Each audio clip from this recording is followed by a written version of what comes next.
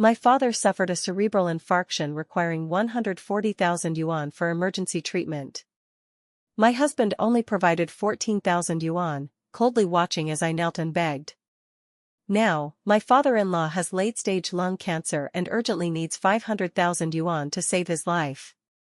My mother-in-law came crying to my door, smashing it to pieces. I calmly looked at them and handed over a bank card. Don't panic, there's 50,000 yuan in this card. We'll handle it according to the previous rules. Bang! Bang! Bang! The heavy and frantic pounding on the door nearly shook the already old security door off its frame. The cheap reddish-brown wood-grain iron sheet on the door panel had already developed several glaring white cracks under the violent impacts. Outside the door, my mother-in-law Linda's wailing, cursing, and Eric's cold urging mixed together like a boiling, nauseating pot of soup. Vivian! You heartless, rotten-lunged woman! Are you trying to kill our whole family? Open the door. Open it for me. My dad is lying in the hospital, about to die, and you're hiding inside like a coward. Are you even human? Vivian, I'll count to 3. If you don't open the door, I'll take it off. Eric's voice followed, carrying a furious threat. I stood barefoot on the cold living room floor, still wearing a thin nightgown. The wall clock's hour hand had just pointed to 10 o'clock at night. I had just returned from the night shift less than an hour ago, with my bath only half finished, when I was startled by this commotion. Water droplets fell from my hair tips, hitting my collarbone and causing a chill, but I felt nothing. My entire world had completely frozen the moment they first pounded on the door. I methodically dried my hair, changed into clean home clothes, and then walked to the door. Through the peephole, I could see Linda's face twisted in agitation, covered in tears and snot, her mouth opening and closing, spewing the most vicious curses. Eric stood beside her, brows furrowed, looking impatient, holding his phone and occasionally kicking the door. This scene was strikingly similar to 3 months ago. Only then, the one kneeling on the ground begging was me, while they coldly observed and uttered hurtful words. I took a deep breath and suddenly pulled the door open. The inertia caused Linda, who was still pounding, to stumble and nearly fall in front of me. Once she steadied herself, she extended her withered hand like an eagle's claw toward my face. You jinx! Harbinger of death! I'll beat you to death. I sidestepped, and she lunged into empty air, becoming even more furious. Eric grabbed her and roared at me, Vivian, have you caused enough trouble? My dad has lung cancer, late stage. The doctor says it needs 500,000 yuan for chemotherapy. Hurry up and figure something out.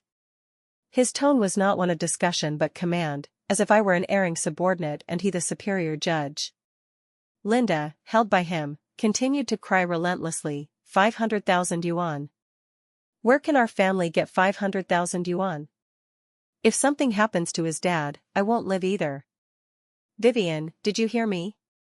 Seeing no reaction from me, Eric raised his voice again, sell your dad's house. Saving my dad's life comes first. My dad's house? I finally spoke, my voice calm like still water.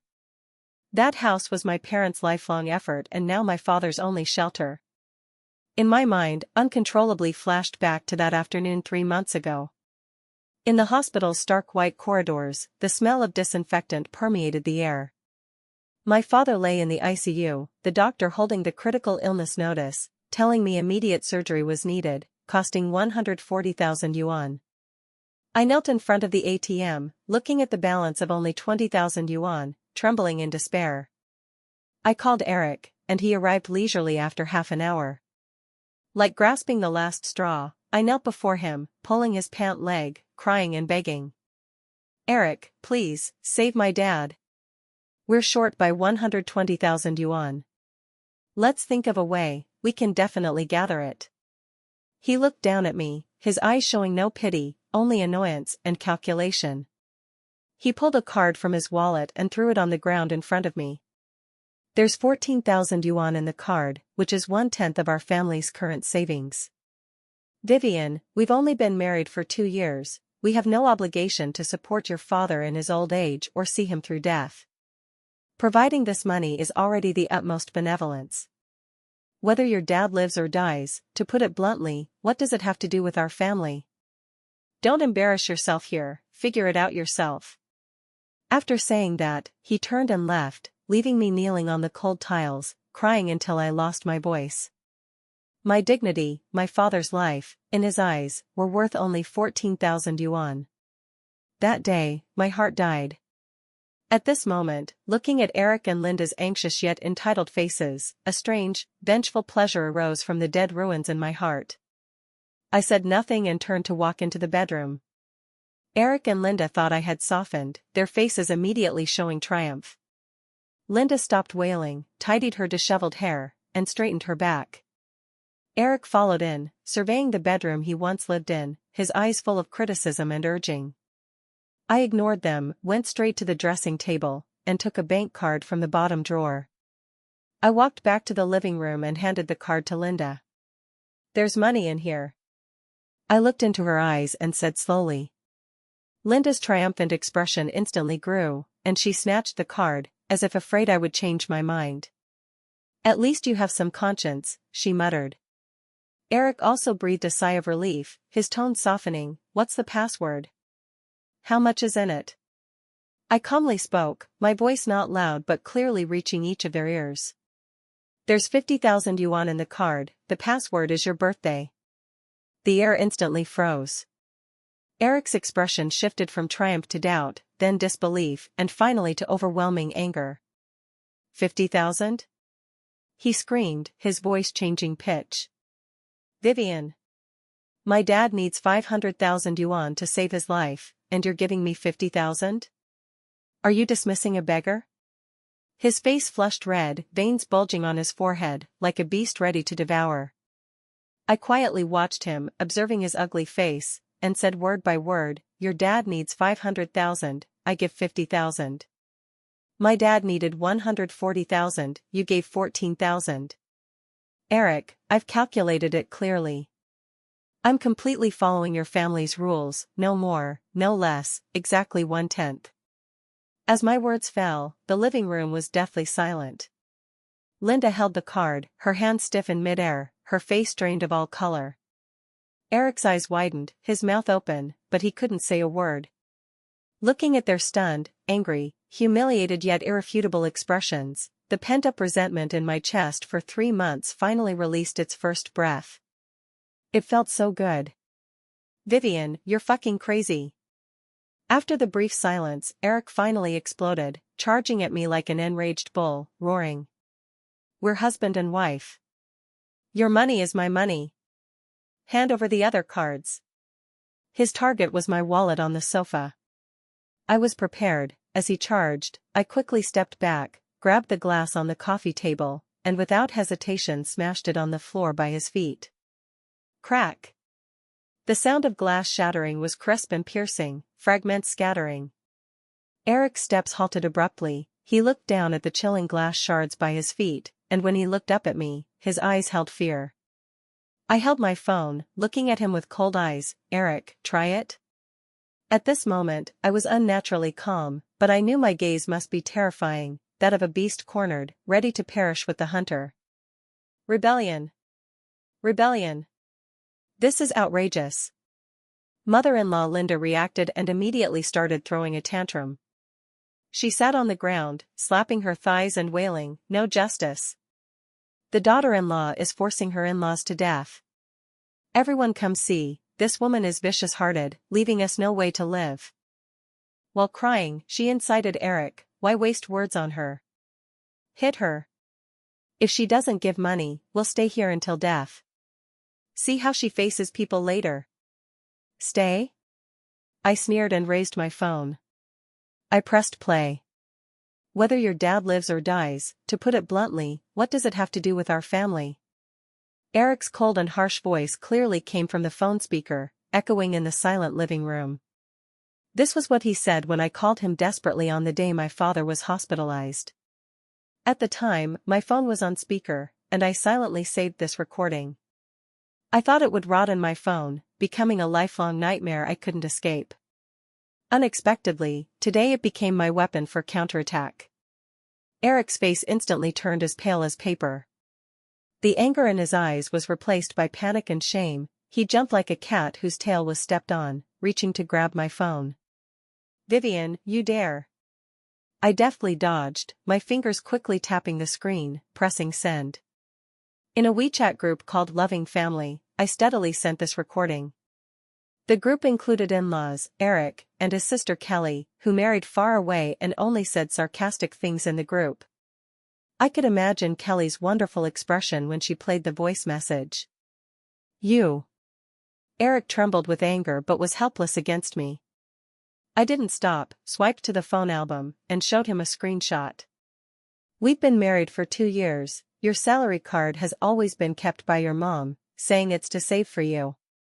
My monthly 5,000 yuan household allowance, plus various bonuses and subsidies, were all deposited into this joint couple's account.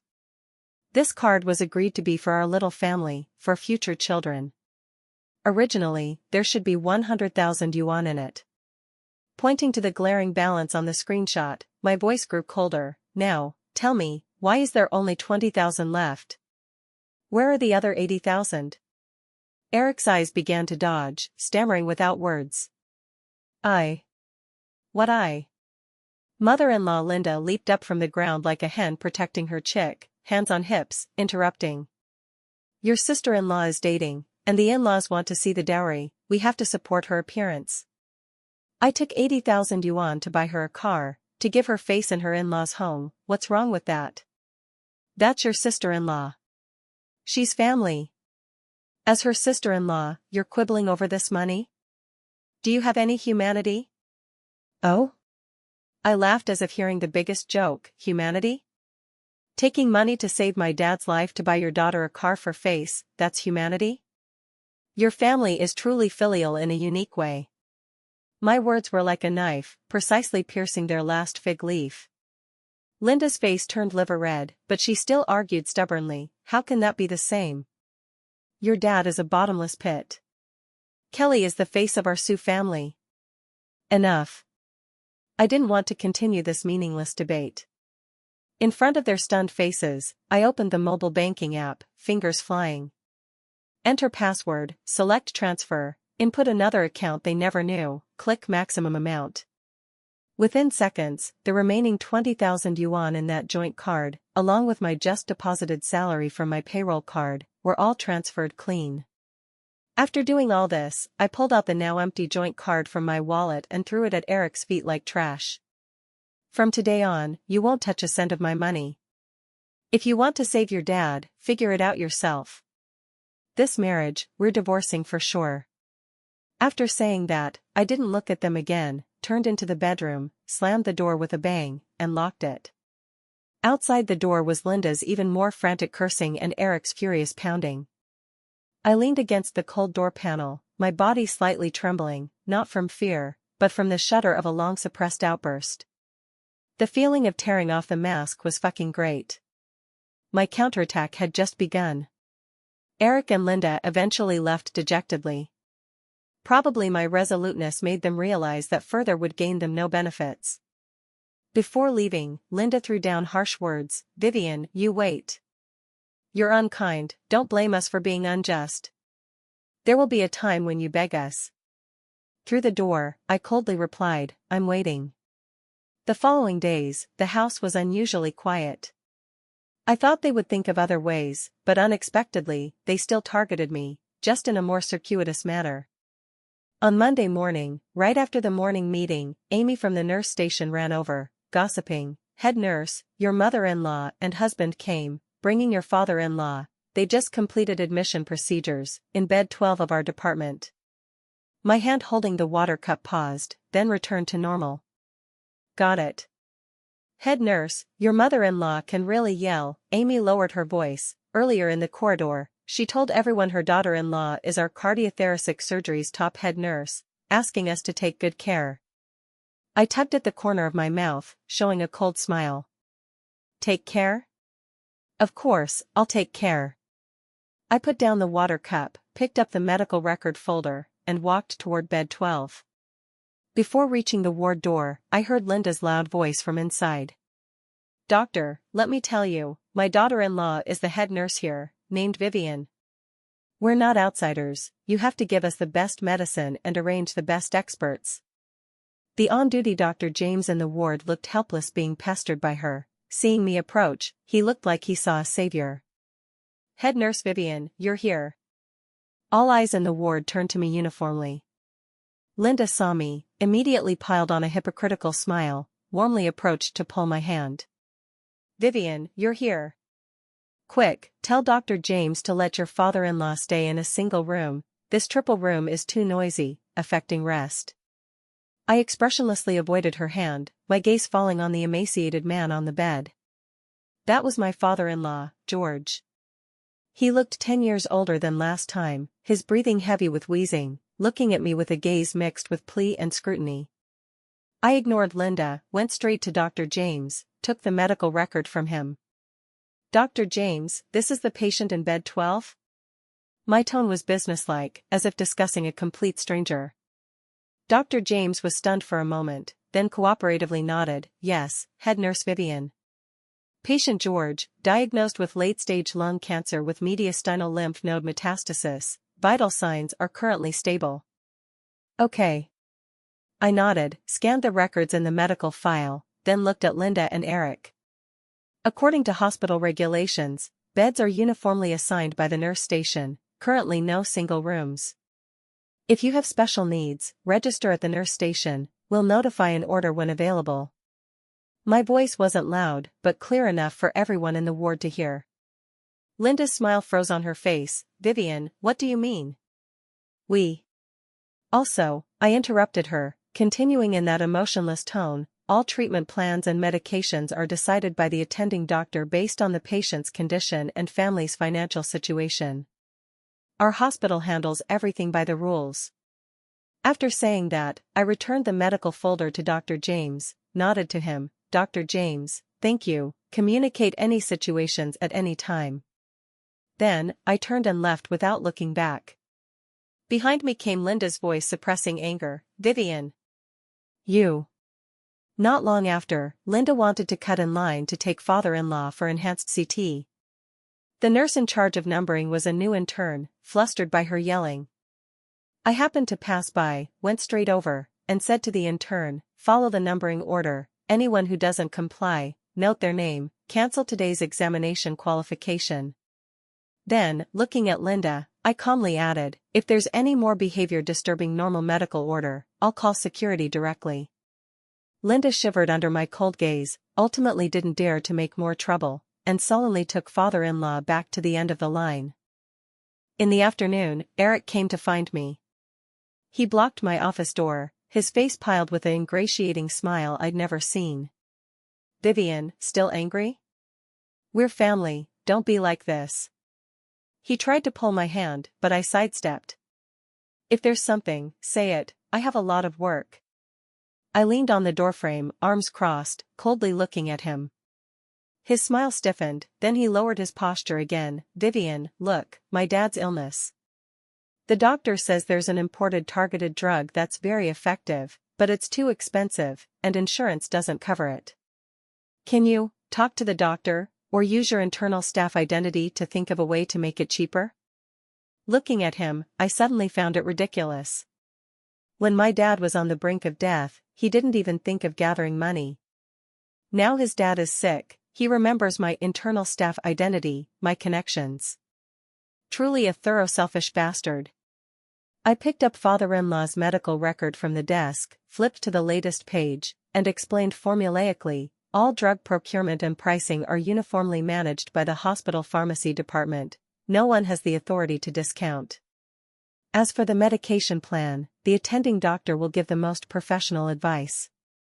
The 20,000 yuan you prepaid for hospitalization, according to the current treatment plan, is only enough for the most basic domestic chemotherapy drugs and supportive treatment. I paused, looked up at his instantly pale face, and deliberately kindly reminded him, oh, right, I checked the expense details, your account balance is already less than 1,000. The payment office closes at 5:30, if you can't renew the fee today, according to regulations, tonight's medication may have to stop. Stop medication? Eric's voice trembled. How can it be so fast? Treatment costs for late-stage cancer are like burning money. I calmly closed the medical record and put it back. You should be mentally prepared for this. I watched him run dejectedly to the payment office, feeling no ripples in my heart. During evening rounds, I passed bed 12 and heard Linda complaining loudly inside. This bed is too hard. The food is like pig slop, hard to eat. The nurses all act like someone owes them money, with stern faces. I had the accompanying nurse bring a suggestion book and a pen, handed it to her. Auntie, our hospital highly values patients' medical experience. Any dissatisfaction, you can write it down in black and white, we'll discuss in a meeting and handle accordingly. I deliberately emphasized handle accordingly. Linda looked at the suggestion book, her face flushed, unable to write a word. She knew writing was useless. Here, I was the rule. Eric's family was tormented by various rules, exhausted and embarrassed. For the first time, they experienced how difficult it is in this vast and precise medical system without money or connections. This feeling, I was too familiar with. 3 months ago, when my father was hospitalized, I experienced it every day. Now, I was just letting them taste it authentically.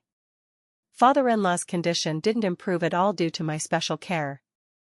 On the contrary, under basic domestic drug treatment, his physical condition worsened day by day, tumor markers rising instead of falling. Expenses flowed out like water. Eric and his sister Kelly began frantically raising money. Eric sold his commuter car driven less than 3 years. Kelly tearfully sold the new car her mom bought her and several designer bags. They also sought all relatives and friends, humbly borrowing money. But cancer is a bottomless pit. The borrowed money thrown into the hospital didn't even make a splash. Their family visibly withered, enveloped in despair every day. And all this, I just watched coldly. That day, while Kelly rummaged through the house for passbooks, she inadvertently found a financial contract from an old file bag I had long forgotten deep in the bookshelf. That was the hook I deliberately left. A bank financial product bought 3 years ago, principal 500,000 yuan, with considerable annual yield. The contract clearly stated the maturity date next week. Principal and interest totaled a full 800,000 yuan. Kelly, seeing the contract, was first shocked, then ecstatic. Holding it like a life-saving imperial decree, she rushed to the hospital immediately. So, that afternoon, while I was organizing next week's surgery schedule in the office, the door was banged open. Eric, Linda, Kelly, the family of 3, rushed in like mad. This time, they even wheeled in the dying father-in-law George. A carefully planned sob story play was about to unfold. Vivian. Eric's eyes bloodshot, like a bloodthirsty trapped beast, he slammed the financial contract on my desk, paper scattering. You fucking explain this clearly. What is this? 800,000. You hid so much private money behind my back. His voice hoarse, filled with betrayed anger and greedy discovery of treasure. I didn't even lower my head to look at the contract, just lifted my eyelids, faintly looking at him. I smiled, with some sarcasm. Hide? Eric, I never hid it. I mentioned this investment when I bought it, you just didn't care. I leaned back in the chair, slowly saying, you only know I faithfully hand over 5,000 yuan monthly household money to your mom. As for my remaining salary, year-end bonus, paper patent rewards, night shift allowances, you've never cared a word. Because in your heart, I'm just a lousy nurse, no matter how hard I work, I can't earn much, right? You never thought that your wife, in your eyes just a nurse who only gives injections and dispenses medicine, is actually the youngest head nurse in this province's top private hospital, a department backbone who earns bonuses hand over fist.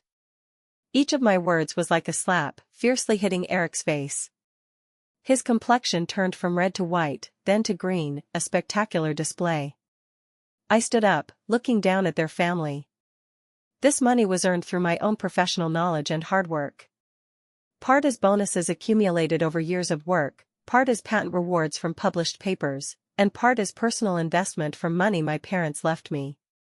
According to marriage law, This fully belongs to my premarital and personal property, with no relation to you or your Sioux family, not a cent. My words, like a basin of ice water, extinguished the hope just ignited in their eyes. No, impossible. Linda muttered, unable to accept the fact. Suddenly, as if thinking of something, her legs weakened, and with a thud, she knelt before me. She tightly hugged my leg, starting to wail. Vivian. My good daughter-in-law. Mom was wrong. Mom was blinded by lard before, treated you badly, please don't take it to heart. Look at your dad, he's almost gone. Have mercy, save him. This money, treat it as our couple's joint property. Saving life is urgent. Hugging my leg, her snot and tears all rubbed on my pant leg. This scene, how familiar. 3 months ago, I had knelt humbly before them. Now, the positions were reversed. I frowned in disgust, forcefully pulling my leg from her embrace. Due to excessive force, she stumbled and fell sitting on the ground. Looking down at her, my eyes without warmth. When my dad was dying, why didn't you say husband and wife are one? When I knelt begging you, where was your mercy? Now remembering we're husband and wife. Too late. I ignored Linda throwing a tantrum on the ground and shocked Kelly, my gaze shooting straight at Eric. From the desk drawer, I flung out several pre-printed A4 papers. The papers lightly fell at Eric's feet. On them in bold large letters, divorce agreement. Sign. My voice cold without emotion. This house was bought fully paid before marriage, my personal property. The agreement states clearly, you, Eric, leave with nothing. Within tomorrow, take your family and get out of my house. Eric seemed unable to believe his ears. Trembling, he bent down to pick up the agreement. When he saw the clause male party voluntarily waives all property division, leaves with nothing, he completely collapsed. Vivian. You can't be so ruthless. Our years of marital affection. Affection? I interrupted him, laughing cruelly, you talk affection with me? Eric, everything I've done is just learning from you. It was you who personally taught me what indifference is, what rules are, what ruthlessness is. Eric ultimately didn't sign the divorce agreement. He started playing rogue. Vivian, you want divorce, fine. Split the house half, that $800,000 also half. Otherwise, I'll never divorce you. I'll drag you to death. He brought Linda and Kelly, squatting like nail households in my premarital apartment, refusing to leave. During the day when I went to work, they rummaged the house, making it a mess. At night when I returned, they took turns morally kidnapping and mentally tormenting me. Linda cried, made scenes, threatened suicide, Kelly sarcastically commented aside, Eric accused my cold-bloodedness like a resentful husband. Even worse, they took thee to my workplace. That noon, just out of the operating room, I saw Eric and Linda in the hospital lobby holding a banner. In shocking red letters, heartless pretty nurse, ignores husband's family in trouble, sits on millions watching death. Linda sat on the ground, crying to passing patients and families, accusing my crimes. Eric distributed printed big character posters aside, exaggerating how I mistreated in-laws, hid huge assets. Suddenly, I became the hospital's focus. Colleagues pointed at me, leaders' faces turned ugly. Eric thought public opinion could force me to submit. He underestimated me. I didn't cry or make a scene, didn't even argue. I just calmly took out my phone, dialed 911. Hello, police? I want to report. Someone is causing trouble in the hospital, seriously disturbing public order. Then, I went straight to the dean's office. Without much explanation, I presented all evidence saved on my phone one by one to the hospital leaders. There were screenshots of hospital surveillance when I knelt begging, Eric coldly refusing. There was the call recording where he said your dad's life or death has nothing to do with me. There was the family group chat record exposing him misusing 80,000 joint deposits to buy his sister a car.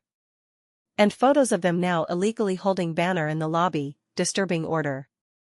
Evidence conclusive, logic clear. The leaders were reasonable people, after seeing all evidence, their faces ashen.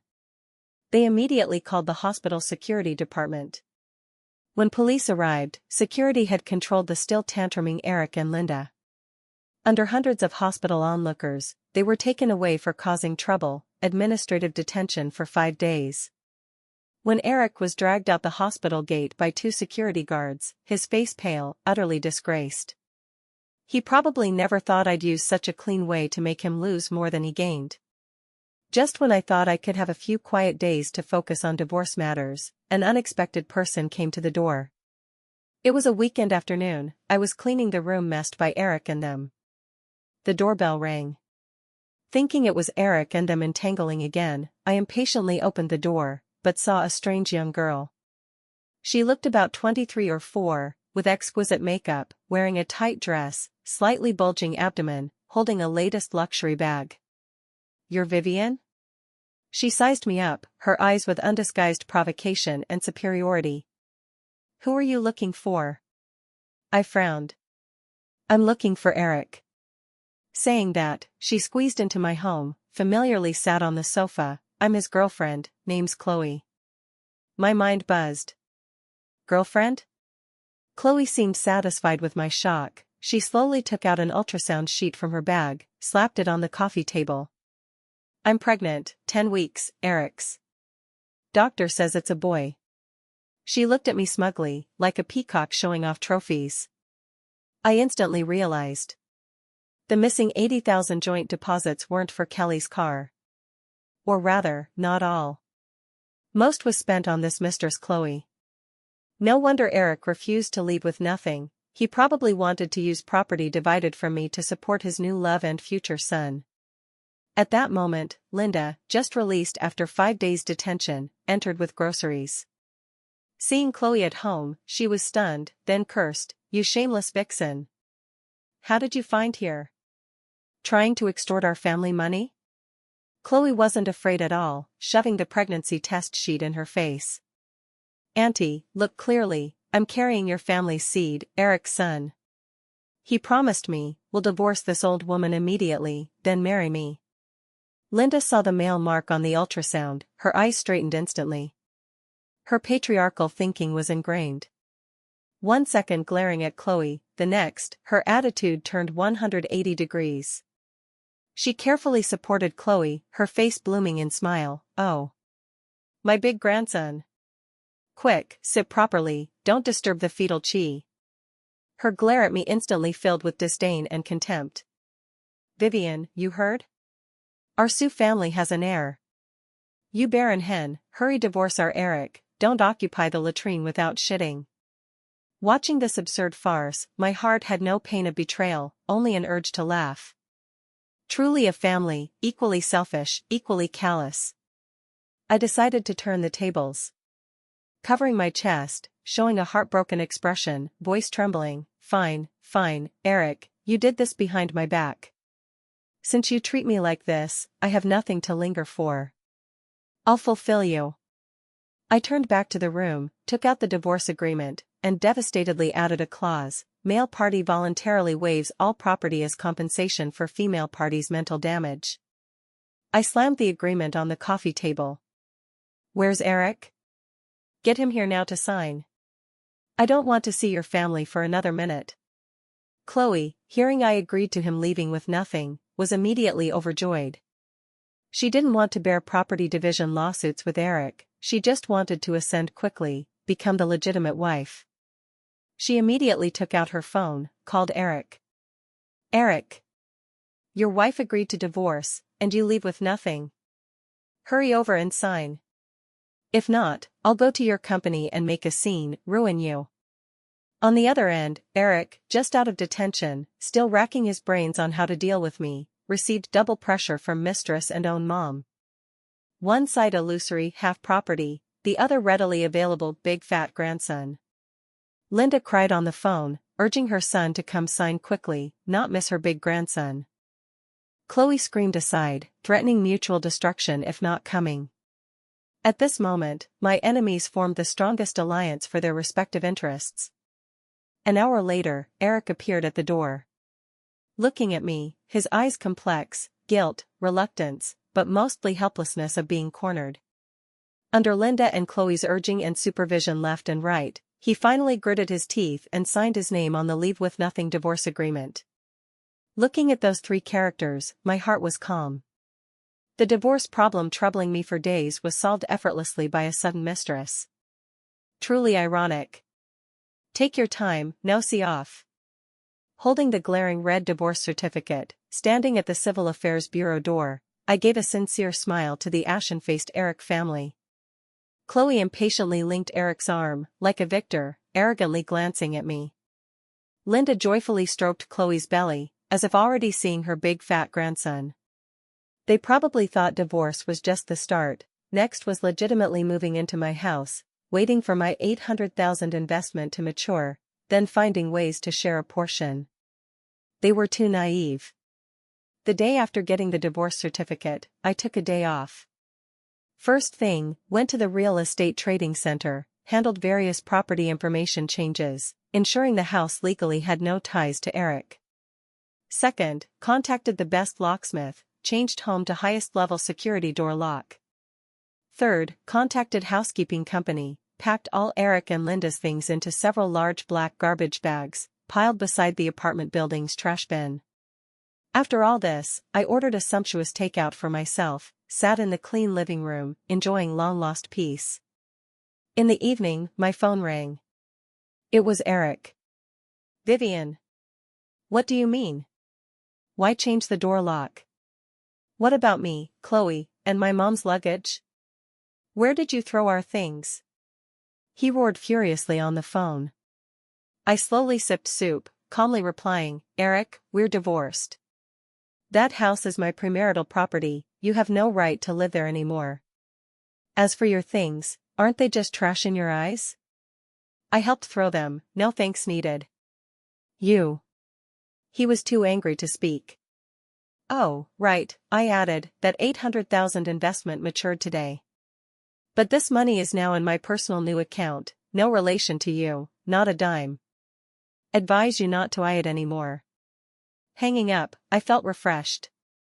But this was merely an appetizer. Next day at work, during lunch break, I entered the hospital's medical insurance office. Grace, in charge of liaison, was on good terms with me. I casually consulted her on a problem. "Grace, I have a friend in trouble. Her ex-husband's father has cancer, hospitalized.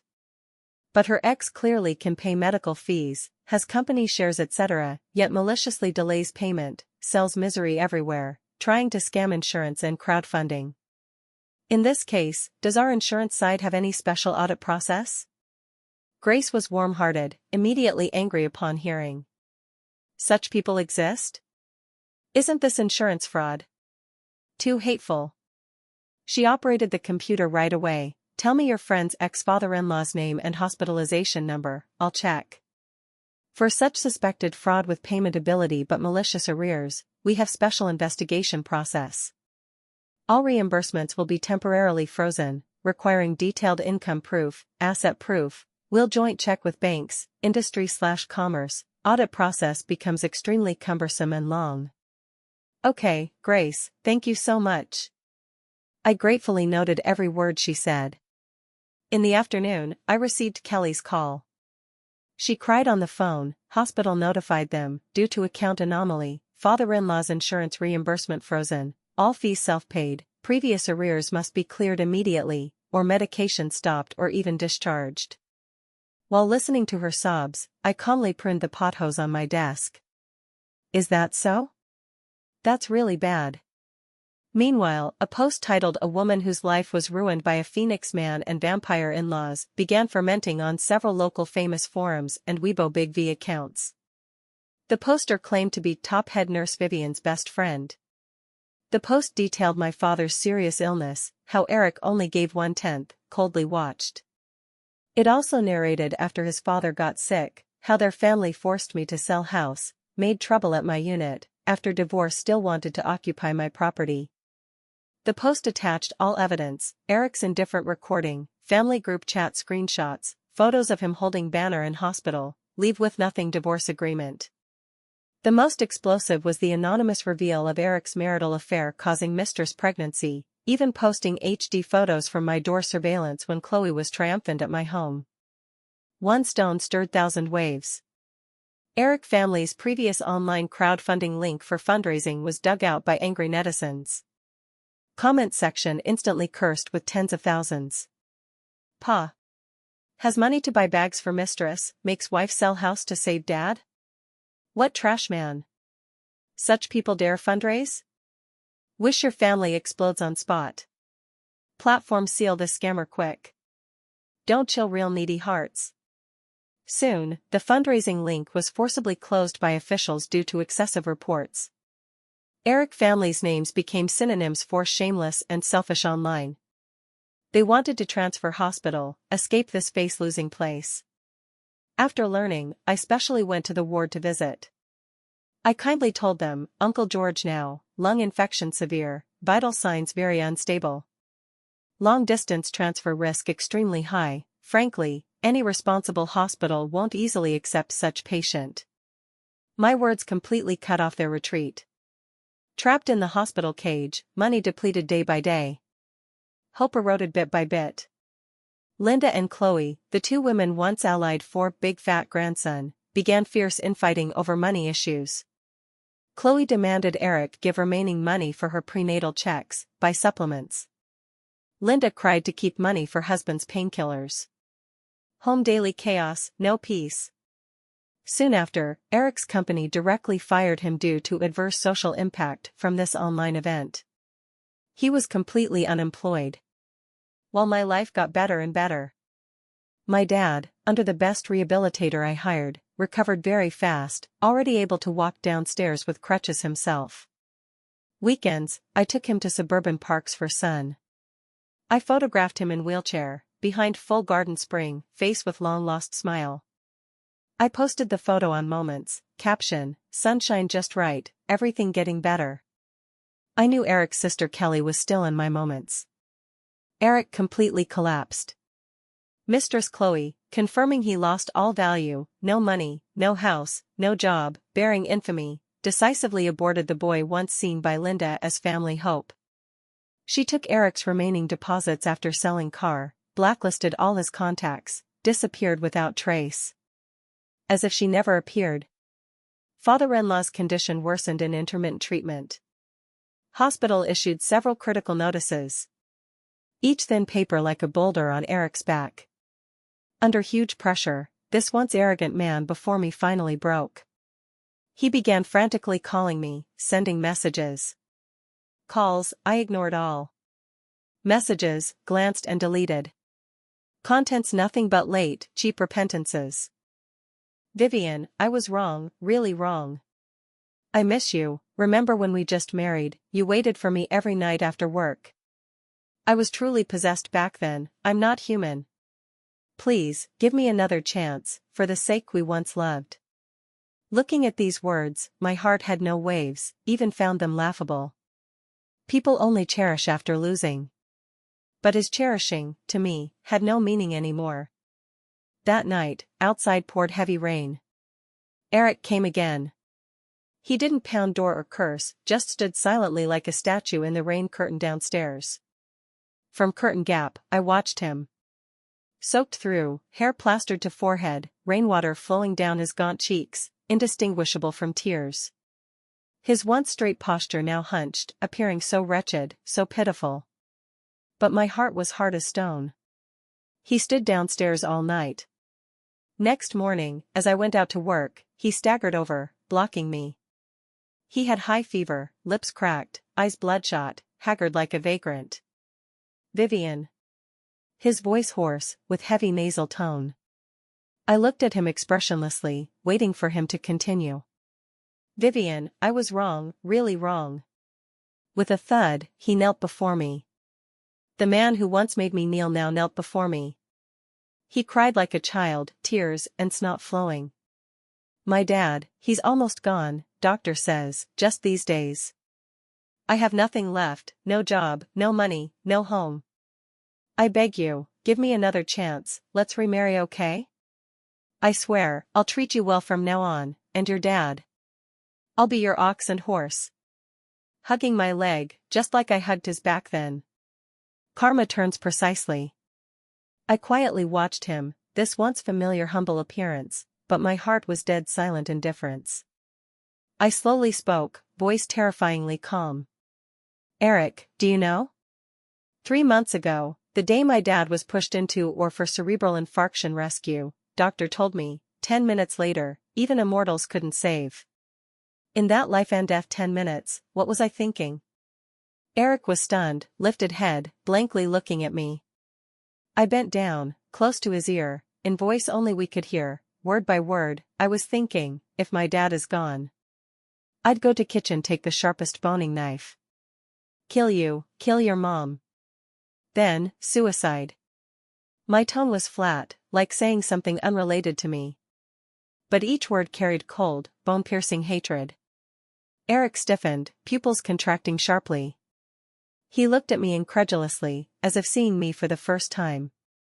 He probably never thought his casual decision back then, that utmost benevolence 14,000, had stirred such bloody, desperate killing intent in my heart.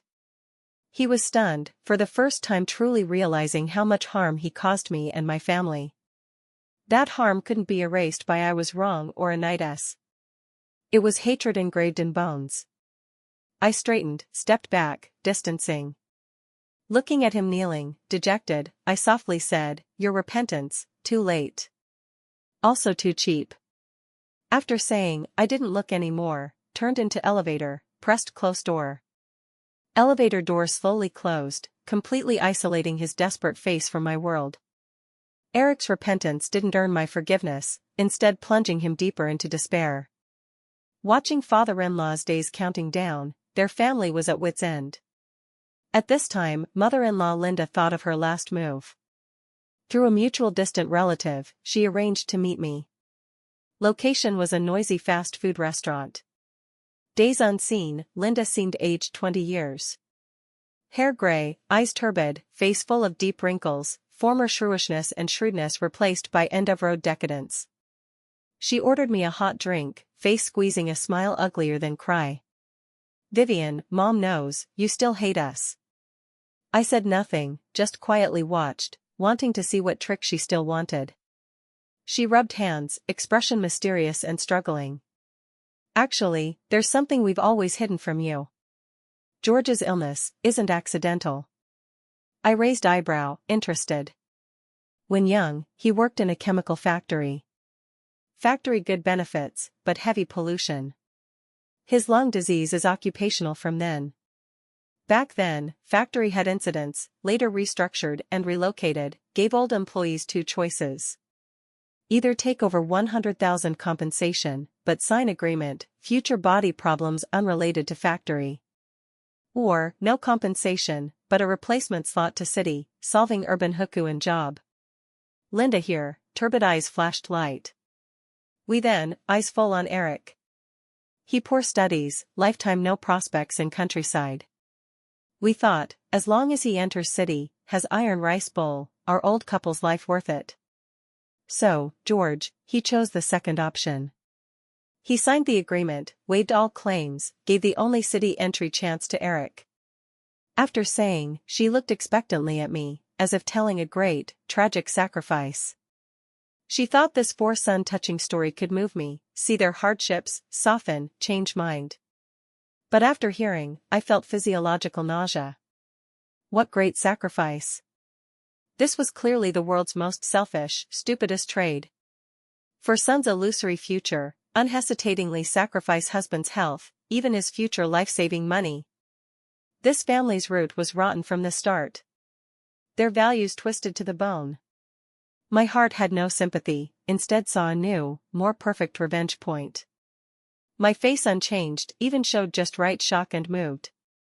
So that's it. I asked softly, that factory, what's its name? Is that agreement still there? Linda thought my attitude softened, saw hope, immediately spilled all unguarded. Called HX Chemical Factory. Later renamed HX Chemical Group. The agreement of course there, George treasured it locked in hometown box. I went back days ago, just brought it. She thought this agreement proved their great sacrifice, my change of heart chip. I got all wanted info, stood from seat. I said to her, "Thank you, Auntie. Thank you for telling me this. This is very useful to me." I turned and left, leaving Linda in stun and confusion, not reacting to my words' implication. She didn't know, what she handed me wasn't an olive branch to win me back. I delayed not a bit. Out of fast food, I immediately acted. I didn't appear myself, but anonymously posted HX Chemical Factories passed on a occupational disease claim mutual aid forum, left contact. Soon, several old workers from then contacted me. Many of them over years successively got various respiratory diseases, even cancer.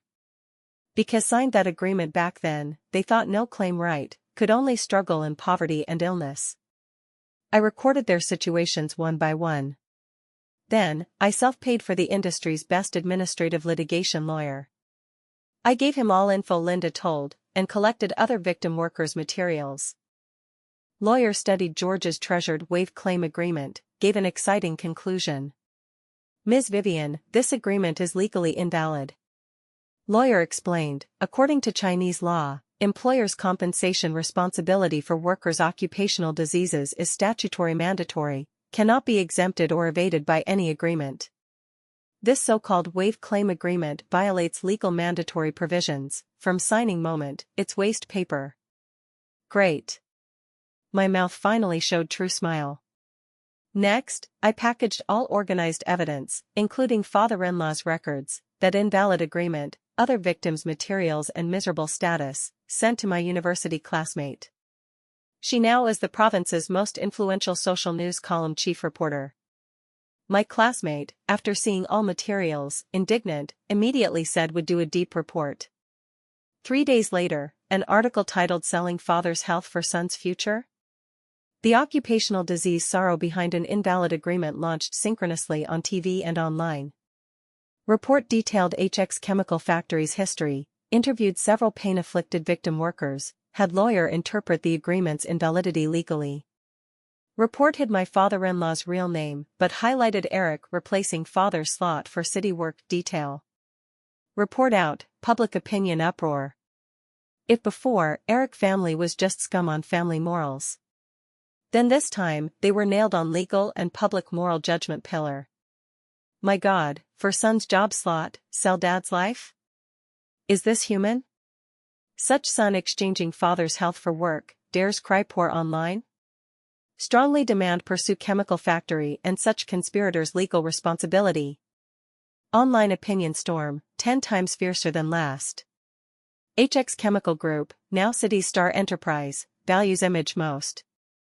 Under huge opinion pressure, Group issued statement next day, announcing special team to reassess and compensate all affected workers back then. But in statement's end, they sternly stated, for families like Eric's, who actively waived compensation and did illegal transactions with individual factory leaders back then, Group not only won't compensate, but reserves right to pursue legal responsibility.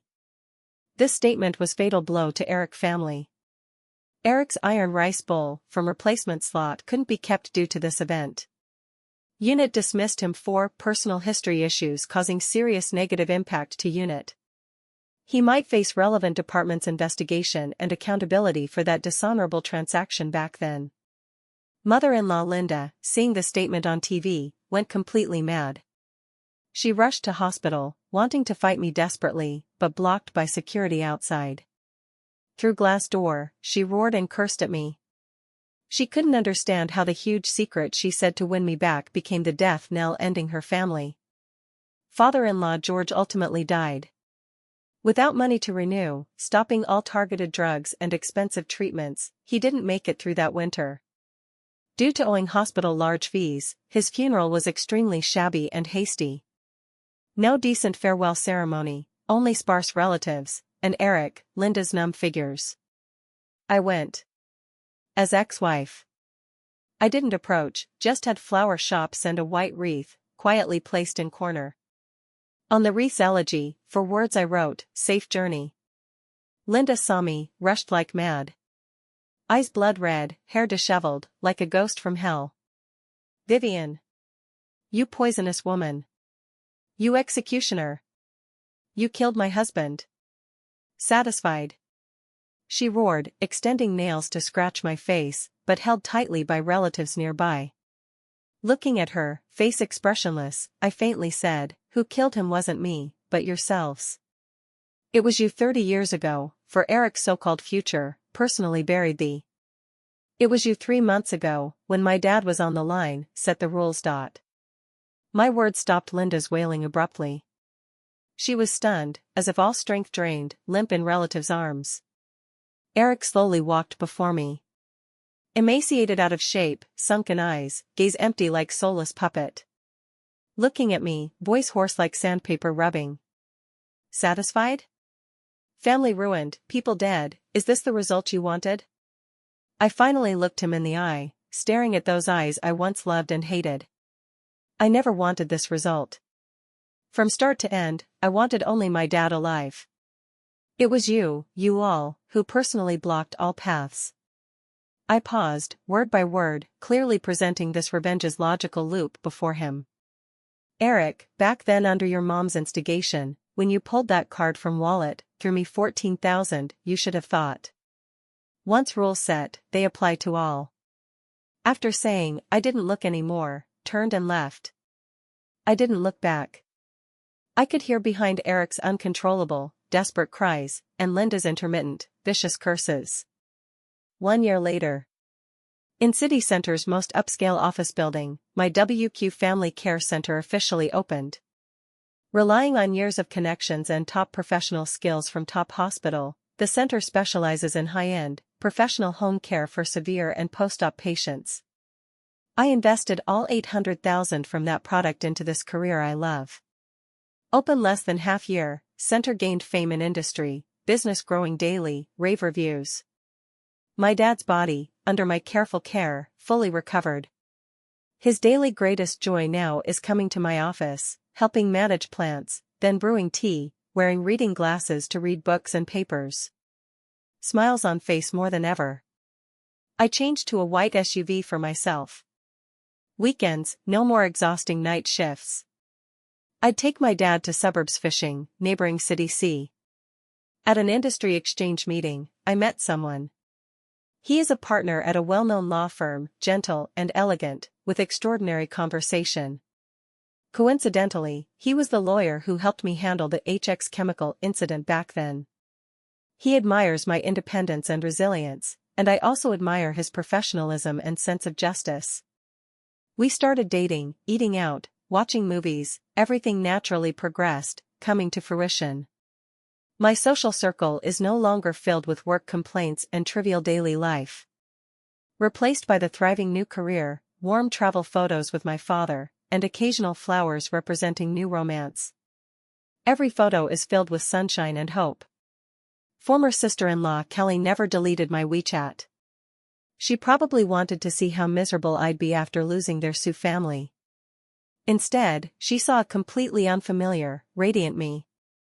In a rundown low-rent apartment, she handed the phone to Eric, who was eating instant noodles.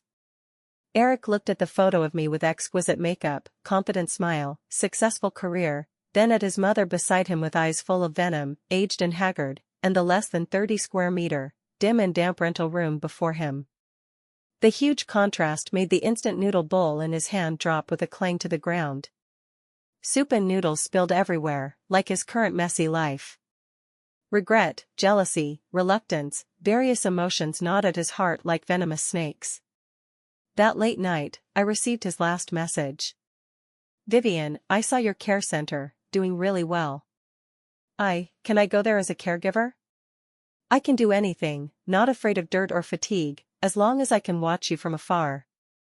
Looking at this message humble to the dust, I was expressionless. Then, I pressed that red button. Block. Delete. Some people, some things, don't deserve to appear in my life again. They don't deserve a chance to start over.